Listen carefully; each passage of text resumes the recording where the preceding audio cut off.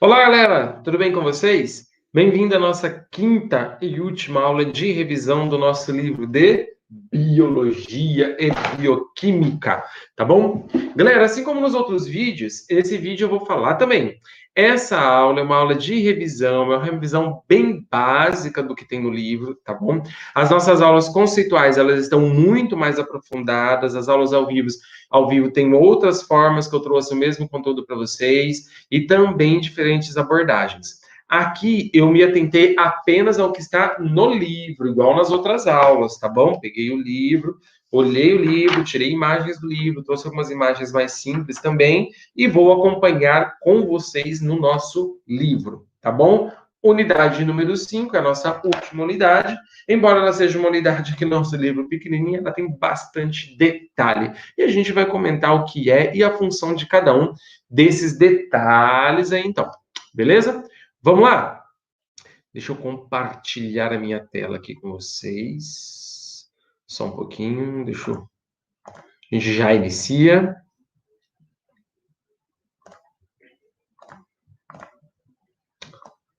Então, só falando de novo, eu esqueci, sou o professor Leandro, vocês já me conhecem das outras aulas, né? E a gente vai dar continuidade aos nossos estudos do livro, ó. Então, a gente tem aqui, deixa eu só conferir se compartilhou. Compartilhou? Nós temos aqui o nosso slide, né? A gente já está igual ela aqui, ó, na nossa aula de Biologia e Bioquímica, no finalzinho, já estamos cansados já de tanto escutar falar de Biologia e Bioquímica, né? Mas a gente ainda tem garra para continuar. Embora não pareça, a gente ainda tem garra assim para continuar. É só o começo, né? Unidade 5, então, uma revisão bem geral, bem básica aí do nosso assunto. Vamos iniciar com uma perguntinha? Quando estamos em jejum, portanto, sem carboidratos sendo fornecidos ao organismo, o que acontece com a produção de energia? Bom, quando eu falo carboidratos, galera, eu estou falando de alimentos. A gente está com o estômago vazio, o intestino já fez um processo de digestão, o que acontece? Tá? A gente não está tendo mais carboidrato absorvido ali pelo sangue. A gente sente fome, claro. Mas, qual outra forma de energia o nosso organismo pode utilizar? Lembra que na aula anterior, no capítulo, na unidade 4, a gente vê lá que a energia pode ser adquirida a partir da glicose, né, dos glicídios, carboidratos. Só que a gente vai ver aqui que existe também degradação de gorduras e proteínas, que vão fornecer também moléculas para o ciclo de Krebs e para a cadeia respiratória, tá bom? Lembrando aqui, a gente não vai se atentar à cadeia respiratória, ficar aprofundando em ciclo de Krebs, porque a gente já viu que é ciclo de Krebs e cadeia respiratória. Aula, se eu não me engano, essa aula 7, 8 e 9 está bem detalhado do conceitual, na conceitual, dessa processo de ciclo de Krebs e também da cadeia respiratória. Aqui a gente vai ver simplificada a degradação. Vamos lá? Então, ó, a unidade 5 de vocês, ele vai da página 158 até a 177, tá bom? São 20 páginas aí, né? Vai dar 20 páginas. Biologia e bioquímica, o que traz ali para vocês? Ó, item 1, degradação de triacilgliceróis, que é a degradação de moléculas de gordura. Ah, professor, então gordura é energética? É energética, tá bom? A gente pode utilizar ela para produzir energia. Também degradação de proteínas, as proteínas também podem produzir energia. E o metabolismo do glicogênio, tá bom? A gente vai ver, e a gliconeogênese, que vai deixar lá pro finalzinho. Então, essa imagem que representa tudo, ó. Os carboidratos, proteínas e lipídios podem entrar no ciclo de Krebs e para a cadeia respiratória para formar ATP. Só que nesse processo, nós vamos ver primeiro os lipídios. A degradação dos triacilgliceróis. Então, ó, que vai estar na página 158 a 154, que é a primeira que traz para vocês. De novo, ó, aqui a mesma molécula que eu trouxe sempre para vocês, que ela tá bem simplesinha de entender. O que é um triacilglicerol? Ela é formado por um ácido graxo, três, né? Aqui no caso tem três ácidos graxos, são três ácidos graxos, porque isso triacil, né? Três ácidos graxos. Gliceróis, porque a gente tem aqui, ó, a gente tem glicerol aqui, ó, conectando esses ácidos graxos, ok? Então, nós temos um glicerol e três ácidos graxos conectadinhos. Qual que é a função dessa molécula? Galera, o ácido graxo, ele é armazenado nas célulazinhas chamadas de adipócitos, lá nos nossos armazenamento de gordurinhas, tá bom? Por quê? Porque o nosso organismo armazena para um momento de necessidade energética. Os triacilgliceróis são moléculas energéticas, tá bom? E a quebra desse triacilglicerol, a degradação, ela ocorre por lipólise, lá nas células de adipócito mesmo. Fazendo o quê? A quebra, separando o glicerol dos ácidos graxos, tá bom? Então, essa vai liberar, depois da quebra, uma molécula de glicerol, que está aqui para a gente, e os 3 ácidos graxos, ok? Vamos lá ver, então, o que acontece. Ó, quando ocorre a lipólise nos adipócitos, ocorre a separação lá no triglicerídeo, do glicerol e dos ácidos graxos. Vamos falar do glicerol primeiro. Ó. Para quebrar em glicerol, utiliza energia, molécula de ATP. Só que ele também, ó, libera hidrogênio. Opa, então o organismo já está catando hidrogênio. Lembra que a gente viu na unidade 4 que o hidrogênio ele vai lá para a cadeia respiratória, os NADs, cadeia respiratória o hidrogênio para formar ATP, para produzir energia, ó. Então o NADH mais H vai lá para a cadeia respiratória sintetizar ATP. Beleza? E ó, o glicerol daí, ele é convertido em glicerol 3-fosfato, depois dihidroxicetona-fosfato. A dihidroxicetona-fosfato, ela pode formar uma nova molécula de glicose, num processo chamado de gliconeogênese, que é o último item dessa nossa unidade. Só que a gente precisa agora ver ó, que ela pode ir para a glicólise. Se vocês pegarem lá as 10 reações da glicólise que existe, uma das reações tem a dihidroxicetona-fosfato. E ela vai continuar na glicólise, entrar lá junto e formar piruvato. Ah, formou piruvato, agora a gente sabe que esse piruvato pode ir para o ciclo de Krebs ou para a fermentação, né? Vamos dizer aqui, para o ciclo de Krebs, que vai formar ATP lá na cadeia respiratória. Aí ficou fácil, tá bom? Então o glicerol, ele vai se transformar numa molécula que pode ir para o ciclo de Krebs. Só que, e o ácido graxo? Né? Ficou faltando, a gente falou do glicerol e o ácido graxo. O glicerol foi rápido, né? A gente já conseguiu ver, ó, 3-glicerol fosfato ali, ó, virou de hidroxicetona fosfato, já foi para o ciclo de Krebs. E o ácido graxo, ó, o que sobrou foi isso daí, ó. Essas cadeias carbônicas bem grandonas. Galera, o ácido graxo, tá vendo que tem esse monte de carbono? Na degradação desse ácido graxo, vão ser tirados de 2 em 2 carbonos aqui, ó, a partir do grupo carboxila. Vão ser tirados de 2 em 2 carbonos. Vamos ver, ó. Então, são cadeias longas, como a gente já sabe, cadeias longas lá de carbonos com hidrogênio. E elas formam uma molécula rica em energia chamada acil-CoA. Então, vamos ver lá, ó. O ácido graxo vai se juntar com a coenzima A no espaço intermembranoso da mitocôndria. Na unidade 4 tem um momento que eu falei para vocês, ó, guarda esse nome, espaço intermembranoso, que é intermembrana interna e externa da mitocôndria, que em determinado momento a gente vai usar. É aqui. Então, ó, lá entre o espaço da membrana interna e externa da mitocôndria, o ácido graxo reage com a coenzima A, tá bom? Ó, utilizando 2 moléculas de ATP. Embora um ATP, tá vendo? Ele liberou 2 fosfatos ali, formando uma adenosina monofosfato. Quando acontece isso, galera, a gente contabiliza 2 ATPs, tá bom? Formando o acil-CoA, que é uma molécula energética, tá? Rica em energia. Olha ali, a coenzima A conectada no meu carbono do grupo carboxila, né? No meu carbono ali do grupo carboxila, e embaixo o Rzinho, que é o meu radical, onde eu tenho aquela cadeia carbônica gigantesca embaixo. Meu acil-CoA. E agora, o que acontece com esse acil-CoA? Ó, esse acil-CoA ele precisa entrar na matriz mitocondrial para ocorrer a oxidação, ou seja, a retirada dos carbonos ali dessa molécula. Só que a coenzima A não atravessa a membrana interna. Então, o que acontece? Ó, existe uma carnitina que ela vai vir de lá de dentro da mitocôndria e essa carnitina vai reagir com a acil-CoA. Vai retirar a coenzima A e, ó, vai carregar o ácido graxo lá para dentro da matriz mitocondrial. Ok? E aí, ó, nós temos novamente lá dentro coenzima A, que é produzida lá dentro. Então, nós temos coenzima A lá dentro, ó. E o que acontece? Então, ó, Essa coenzima A reage com essa carnitina conectada ao ácido graxo, formando acil-CoA novamente, liberando a carnitina que volta e fica fazendo esse ciclo. Agora eu tenho minha acil-CoA lá dentro.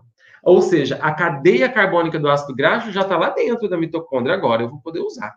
De que forma? Ó, essa imagem está no livro de vocês, lá na página 162. Ah, está escrito ali, ó.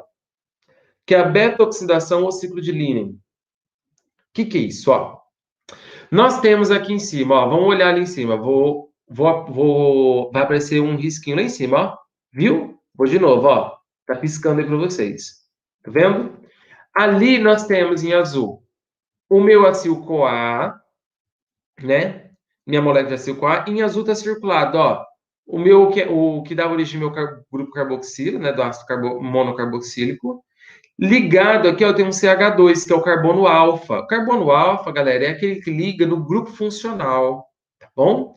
Na sequência vem o beta. E por que chama beta-oxidação? A oxidação, em uma das aulas lá ao vivo, ou conceituais, ou até nas revisões, eu não lembro, eu falei para vocês que a oxidação é quando perde, quando você retira algo da molécula. Então, beta-oxidação significa que vai ser retirado esse grupamento que está aqui no círculozinho azul do carbono beta, que é esse daqui, ok? O que é, então, a beta-oxidação ciclo de Linen? Nada mais é do que a retirada do grupo funcional, né, vai formar novamente o grupo funcional ali, com acil-CoA, para dar origem a acetilcoenzima A. Então, o que é e a função, eu já falei tudo junto. O que é? A oxidação da molécula do ácido graxo. Função, retirar a acetilcoenzima A dessa molécula, tá? E essa retirada vai acontecer de 2 em 2 carbonos. Se a molécula tem 16 carbonos, vai formar lá, então, 8 acetilcoenzima A. Se a molécula tem 20 carbonos, o ácido graxo, vai ter 10 acetil-CoA que vai ser formada, porque é de 2 em 2, forma um acetil-CoA, tá bom? Então, ó, vamos lá ver. Opa, primeira reação, retira hidrogênio dessa molécula. Vai o FAD. Para onde vai os hidrogênios retirados pelos FADs e por NADs? Cadeia respiratória, a produção de ATP lá na ATP sintase, lá na membrana interna da mitocôndria. Depois, ó, segunda reação, onde nós temos a entrada de uma molécula de água, tá vendo? E aí nós temos a terceira reação, onde eu tenho a retirada de mais hidrogênio, ó, pelo NAD. Para onde vai esse NADH? Lá para a cadeia respiratória também. E depois uma quarta reação, que é quando eu tenho aqui a introdução de uma coenzima A, tá bom? Para quê? Porque essa coenzima A vai ligar lá na onde era o meu, tá vendo que a rosinha? Era meu carbono beta. E ele vai formar agora o grupo funcional aqui, tá bom? Formar novamente minha acil-CoA. E aquela ponta que estava lá circuladinha de azul no início, ó, ela saiu aqui em amarelo em forma de acetil-CoA. Onde vai esse acetil-CoA? Lá para o ciclo de Krebs. Do ciclo de Krebs vai retirar os hidrogênios, daí vai lá para a cadeia respiratória para produzir ATP. Tá bom? Ah, e o que acontece agora, professor, com o resto da molécula? Volta para o ciclo, ó. Voltou para o ciclo. Agora, os dois carbonos vai continuar. Esses dois carbonos vai passar por todo esse processo de tirar e até acabar todos os carbonos da molécula. Esse ciclo de Linen continua funcionando. Finalizou com acetil-CoA, vai lá para o ciclo de Krebs. Então, ó, a gente já viu carboidrato, forma piruvato, forma acetil-CoA, que vai para o ciclo de Krebs. E a gente viu que os lipídios também. Nós temos ó, os ácidos graxos, formam acetilcoenzima A, que vai lá para o ciclo de Krebs. Os ácidos graxos e o glicerol também. Só que o glicerol, ele lembra que a gente viu lá para trás? O glicerol ele vai entrar na glicólise, vai formar o ácido graxo, forma o piruvato e depois acetil-CoA. Desculpa, eu falei forma o ácido graxo, né? O glicerol forma o piruvato, depois acetil-CoA, perdão. E daí entra também no ciclo de Krebs, vai para a cadeia respiratória para produzir ATP. Então, tá vendo? Do ciclo de Krebs para frente é igual, não muda. E olha aqui, eu trouxe para vocês ó, um resumo da sequência de acontecimentos da quebra de glicídios. Ó. Temos a degradação dos triacilgliceróides, a lipólise, né? A quebra, separando o glicerol do lipídio. Então, dos ácidos graxos. Aí nós temos os ácidos graxos. e também o glicerol, que vão formar acetil-CoA, que vão para o ciclo de Krebs, para a cadeia respiratória, para formar o ATP. Então, essa é a sequência aí. Aqui, tanto ácidos graxos quanto o glicerol vai formar o acetil-CoA, que vai para o ciclo de Krebs. Tá bom? Essa é a sequência aí. Qual que é a função, então? Produzir energia. Ponto. Para isso que a gente tem gordurinha. Claro, nós precisamos de lipídios para outras coisas, para síntese também de alguns hormônios, para diluição de vitaminas. Tá bom? E agora, a outra molécula que a gente não viu ainda, que são das proteínas, né? Nós temos degradação das proteínas e, na sequência, o ciclo da ureia. Lá na página 165, inicia do livro, tá bom? O ciclo da ureia está na página 100 e... Não consegui acompanhar aqui, achar. Tá? Mas vamos pensar aqui, ó. É página 165 a degradação, ok? Então, ó, a gente já agora vai ver esse processo que está aqui na imagem, das proteínas para a formação da acetilcoenzima A e vai para o ciclo de Krebs, tá bom? Então, vamos lá, ó. Os aminoácidos. O que é, então, a degradação? Nada mais é do que a quebra das moléculas das proteínas em aminoácidos e a quebra desses aminoácidos para a produção de energia. Função, produção de energia. Porém, a gente sabe que as proteínas também estruturam músculos, as proteínas elas podem atuar como hormônios, tá bom? As proteínas elas têm N funções no nosso organismo, como enzimas, tá? E dessas proteínas a gente sabe que tem os aminoácidos essenciais e não essenciais, ok? Que a gente não vai debater de novo. O essencial é o que a gente precisa comer, não é essencial a gente produz. Galera, os aminoácidos, então, podem ser utilizados na síntese de compostos nitrogenados, como, por exemplo, proteínas. A gente vai ter também as bases nitrogenadas. Depois da degradação dos aminoácidos, nós temos outros compostos, né, que são as bases nitrogenadas. Mas vamos, porque interessa aqui, ó. Degradação. Galera, na nossa dieta, quando a gente se alimenta, a gente come proteína de tudo quanto é tipo, tá bom? E as proteínas a gente já sabe que são formadas de aminoácidos. Esses aminoácidos vão ser degradados no processo de digestão e formar novas proteínas. E essas proteínas do nosso organismo podem ser quebradas em aminoácidos, também para serem construídas novas proteínas ou para produzir compostos nitrogenados não proteicos, como os nucleotídeos. Aí, galera, os aminoácidos, a gente já viu aminoácido. O grupo amino é um NH2, então ele tem ele tem nitrogênio. Só que esse nitrogênio ele tem que sair dali para produzir energia. E ocorrem dois processos de retirada desse nitrogênio: desaminação e a transaminação, que é a retirada de nitrogênio. Então, o que você faz? Você tira o nitrogênio e sobra a cadeia carbônica.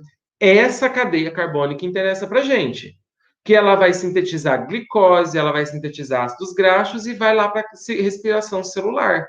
Igual a gente viu antes, os carbonos vão ser utilizados para a produção de energia, para a produção de acetilcoenzima A, para a produção de energia. Só que o que acontece com o resto ali, com o grupo amino? O que acontece? Vamos ver? Opa! Ele vira ureia. O grupamento amino vai virar ureia que tem que ser eliminado no organismo porque ele vai ser ligeiramente tóxico para a gente. Então vamos ver lá o que acontece, ó. Na degradação de proteínas, a trans e a desaminação, página 167, tá essa imagem que eu usei, ó. A transaminação, você está transferindo o grupamino para outra molécula. Na desaminação, você está tirando o grupo amônio da molécula. Vamos ver, ó. Então, o aminoácido ele vai reagir com outra molécula chamada de alfa-cetoglutarato, dando origem ao alfa-cetoácido e o glutamato. O glutamato vai estar ali com vai ter o grupo amino conectado nele. E o alfa-cetoácido é a nossa cadeia carbônica, que a gente vai usar para produzir novos ácidos graxos, para glicose e para produção na respiração solar.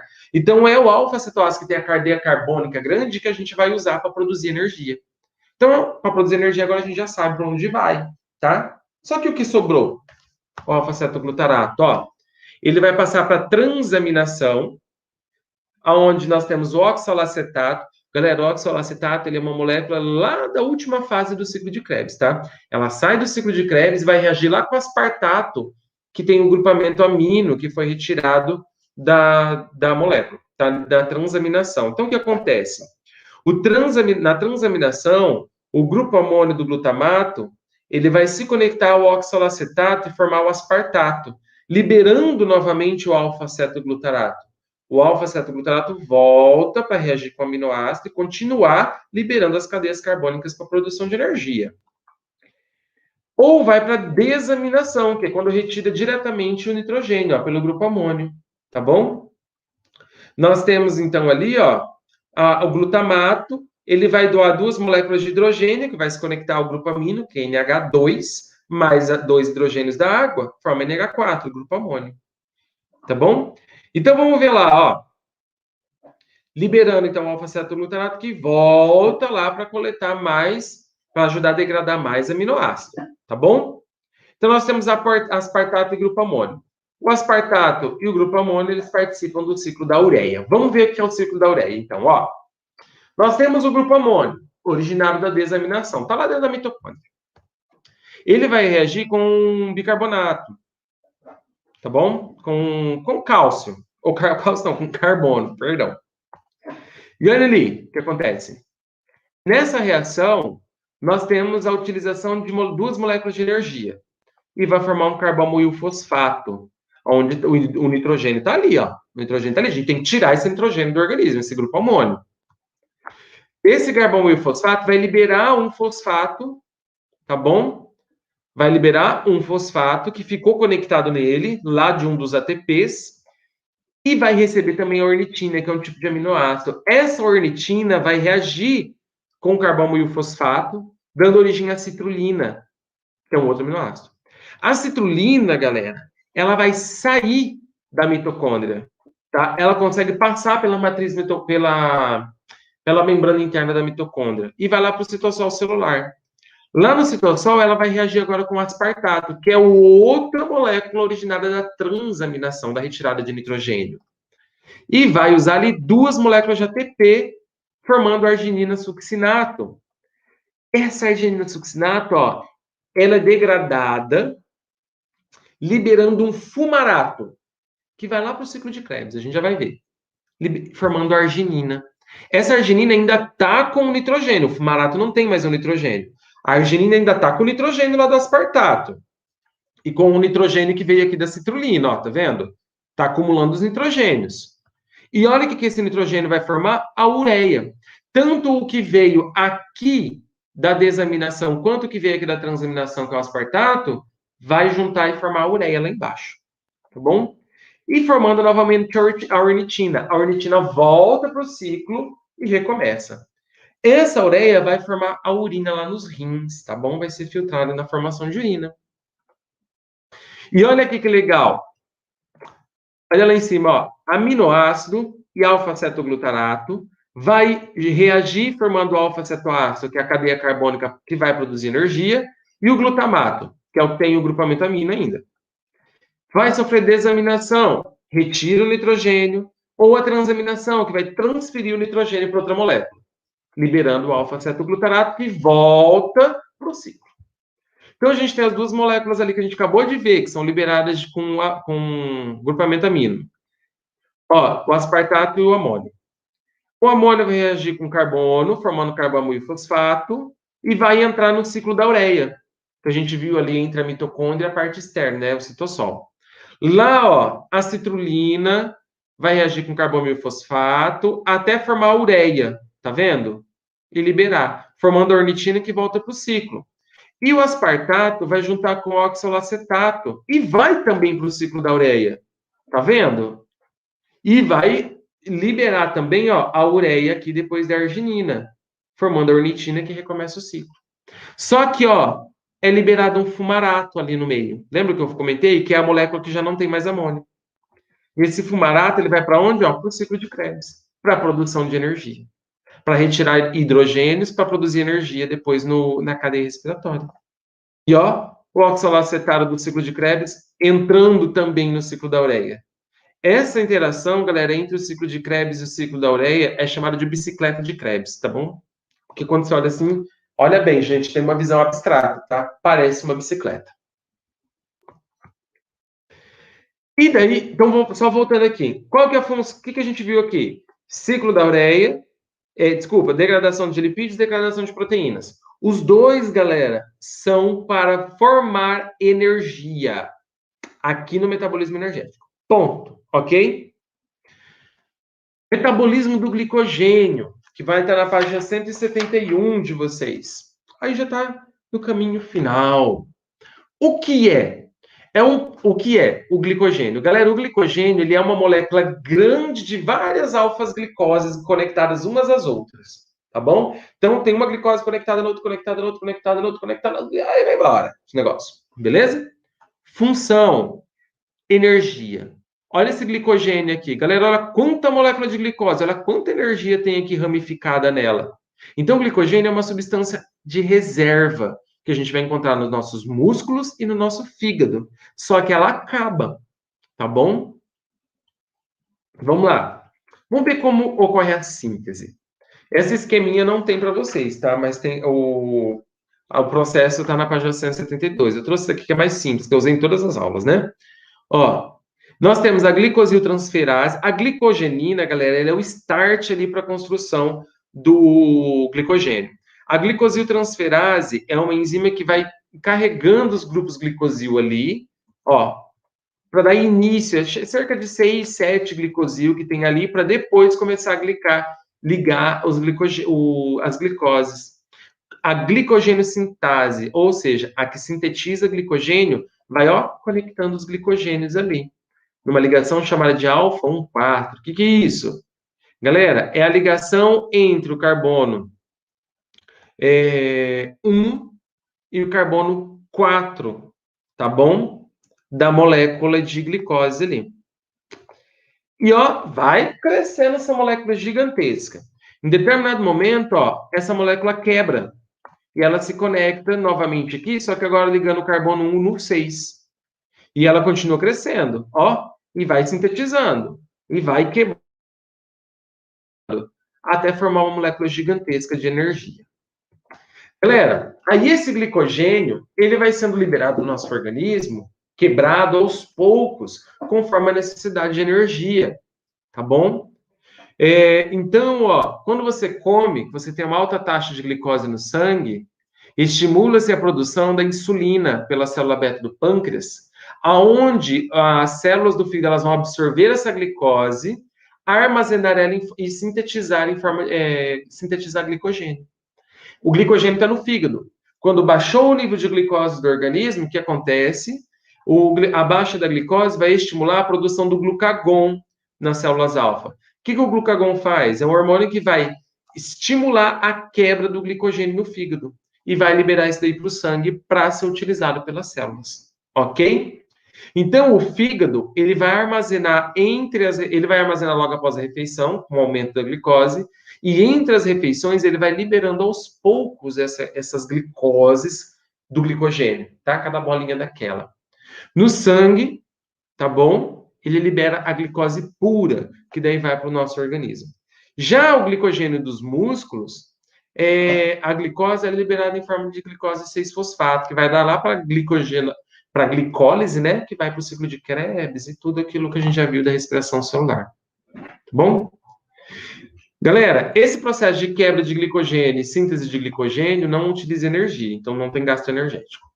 O glucagon a gente já falou. Mas, professor, e as hemácias? Células neurais e retina que não utilizam somente a glicose no metabolismo energético. E se acabar o glicogênio, o que acontece? Se acabar o glicogênio, não tem glicose. Se a gente não come, não tem glicose. E como que essas células vão funcionar?